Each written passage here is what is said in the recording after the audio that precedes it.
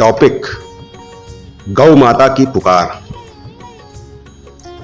मैं कब का विलुप्त हो चुकी होती अगर तुमने अपने फायदे के लिए वेटनरी डॉक्टरों से मेरा अप्राकृतिक गर्भाधान करवाकर मेरी आबादी ना बढ़ाई होती। तुम अपनी जनसंख्या बढ़ाते गए, मात्र 100 साल में तुम 2 अरब से 8 अरब हो गए। तुमको दूध चाहिए था, थोक भाव में चाहिए था। तुमने डेयरी उद्योग खड़ा कर दिया, तुमको मेरी जरूरत थी।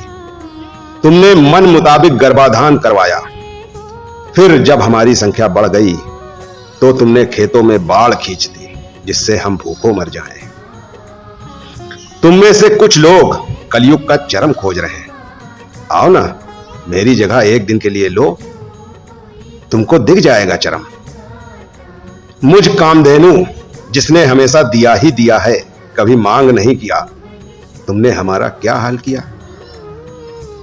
जो हाल तुमने मेरा किया, ठीक वही तुम मेरे अन्य सगे संबंधियों के साथ कर रहे हो।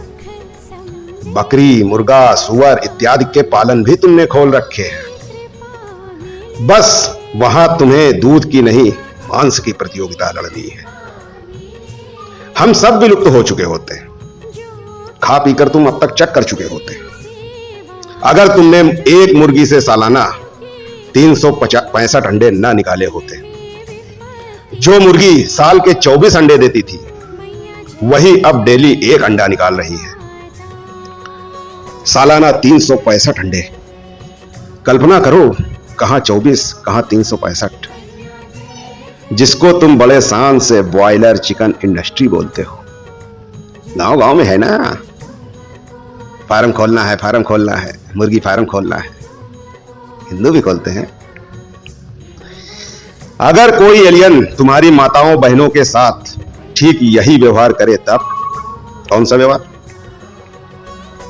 तुम्हारी माताओं बहनों को ले जाए, 9 महीने की जगह 1 महीने में ही बच्चा पैदा करवा जाए, फिर उसको काट कर पका कर खा जाए, तब कल्पना करो। एक दिन के लिए लोहे के पिंजरे में बंद होकर जीवन जियो, तुमको कलयुग का चरम साफ साफ दिख जाएगा। हमारे साथी बकरियों को तुम भेड़ बोलते हो ना, अपने को बहुत चालाक समझते हो। तुम्हारी सारी चालाकी मेरे वायरस साथियों ने तोड़ दी। तुम भी पिंजरे में बंद ही हुए। तुम भी ऑक्सीजन हवा पानी के लिए तड़पे। तुमने भी अपने रिश्तेदार नातेदार खोए। तुमको अमर होना था ना, इंजेक्शन कुचवा कर अमर होना था। हो गए अमर। हार्ट फेल किसका हो रहा है? वायरस इंजेक्शन ही हमारा भगवान है। तुम्हारे बच्चे मुझ पर निबंध लिखते हैं, गाय के 4 पैर होते हैं, गाय दूध देती है, आदि आदि। आज तक ना तो तुमने ना ही तुम्हारे बच्चों ने मुझ गाय की पीड़ा समझी है, ना ही तुम सही निबंध लिखने के काबिल हो। उपसंहार। तुमने हमको जबरन पैदा करवाया, दूध निचोड़ा, बुढ़ापे पर बेच दिया, खेतों से भगाया। जैसे तुम्हारे वृद्धा आश्रम है जिसमें तुम अपना पल्ला झाड़ने के लिए अपने माँ बाप को भेज देते हो, वैसे ही तुम्हारी गौशालाएं भी हैं, जहां तुम हमारी आजादी छीनकर कम से कम जगह में अनगिनत गौओं की भीड़ बढ़ाते हो। ना चारा देते हो, ना पानी देते हो, बस गौशाला चल रही है भगवान भरोसे। जब तुमने मुझ कामधेनु के साथ ये किया, तब सोचो तुमने अन्य जीवों को कितना सताया होगा। सोचो सोचो। सोचने का कोई पैसा थोड़े लगता है। तुमको तो हर चीज में पैसा चाहिए ना, तब सोचोगे भी, तब हगोगे भी, तब खाओगे भी। पैसा मिलेगा तो सब कर लोगे। सोचो, सोचने का पैसा नहीं लगता है। अच्छा, सोचने के लिए तुम्हारे पास टाइम नहीं है, बिजी हो, कमाने जा रहे हो। कहां फालतू में कुत्ते बकरी मुर्गे में उलझोगे, है ना?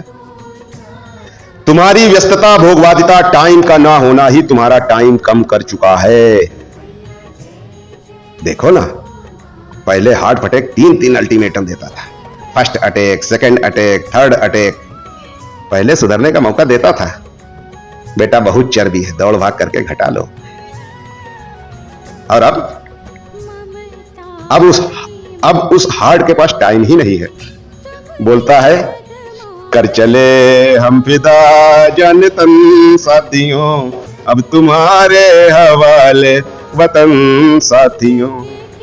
एक झटके में मौत, अभी भी तुम बिजी हो, टाइम नहीं है, कमाने जाना है ना, कमाओगे नहीं तो भूखों मर जाओगे, है ना। और हम कत्ल खाने में कट रहे थे, तुम्हारी गौ माता कट रही थी, तुम मुंह चुरा रहे थे। अब तुम्हारी सजा का समय है, बहुत मजे कर लिए, चलो फुटो इधर से। ये धरती जितनी तुम्हारी है उतनी ही हमारी है, जैसी करनी वैसी भरनी। अच्छा रुको रुको, एक कहानी और सुन ही लो, कल्पना है, कहानी है, सुनो। मोकैम्बो नाम के एलियन निब्रू ग्रह पे रहते थे। बहुत ही प्रतिभाशाली, ज्ञान विज्ञान में हम मानवों से भी कई गुना आगे थे। उस ग्रह पर उनका स्वार्थ इतना अधिक बढ़ गया कि सारे संसाधन, सारे जीव, सारे पेड़ पौधे खाकर खत्म करके हजम कर लिया। उस ग्रह पर इतना स्वार्थ बढ़ गया कि सारे संसाधन खा पीकर खत्म कर दिए। अब उनको और भोजन की तलाश थी। उन्होंने हमारी पृथ्वी की खोज कर ली थी। वो यहां मानव तस्करी करके अपने ग्रह ले जाने लगे। एक मादा मानव 9 महीने में एक बच्चा देती है। मोकैम्बो एलियन ने ऐसी तकनीकी डेवलप की कि वही मादा अब हर महीने एक बच्चा देने लगी। मानव अब निब्रू ग्रह पर गुलामी जैसी जिंदगी जीते हैं। मोकैम्बो एलियन इनसे जीवन भर रगड़ तोड़ मेहनत करवाते हैं। मानव की जनसंख्या अब वहां अत्यधिक हो चुकी है। अब मोकैम्बो इनकी हत्या कर इनका मांस भी खाने लगे हैं। जबरन साल भर में 10 बच्चे पैदा करवाकर, जीवन भर काम करवाकर, आखिरी में काट कर पकाकर खा जाते हैं। पीड़ित मानवों ने बैकुंठ धाम जाकर स्वयं नारायण से अपनी पीड़ा बताई, समझाई। नारायण पीड़ा सुनकर दुखी तो हुए, लेकिन हंसने लगे। बोले, तुम मानवों ने धरती पर बड़े अच्छे कर्म किए हैं जो यहां विधवा विलाप कर रहे हो। तुम्हारे साथ जो हो रहा है ठीक वही तुम धरती पर निम्न जीवों के साथ करते हो। क्या तुमने मन मुताबिक मुर्गे, बकरे, सीप, रेशम, मछली पैदा नहीं करवाई? क्या तुमने उनको अपने स्वार्थ सिद्धि के लिए नहीं मारा? जो तुमने किया वही तुम भुगत रहे हो, जैसी करनी वैसी भरनी। यह कहानी आपको सुनने में मजाक प्रतीत हो रही होगी, लेकिन यह सच है। निब्रू ग्रह के अनुनाकी अंश परग्रही धरती पर बहुत पहले आ चुके हैं। उन्होंने मानव के समकक्ष रेप्टेलियन प्रजाति भी डेवलप करवा दी है। रेप्टेलियन गूगल कर लेना। इन्हीं का संगठन है इल्यूमिनाटी, जो तुम मानवों को निपटाने में प्रयत्नशील है। बच पाओ तो बच लो, वरना बिजी तो सब है। बिजी मैं भी हूं, बिजी तुम भी हो। रोटी सबको कमाना है, हमको भी तुमको भी। Good bye.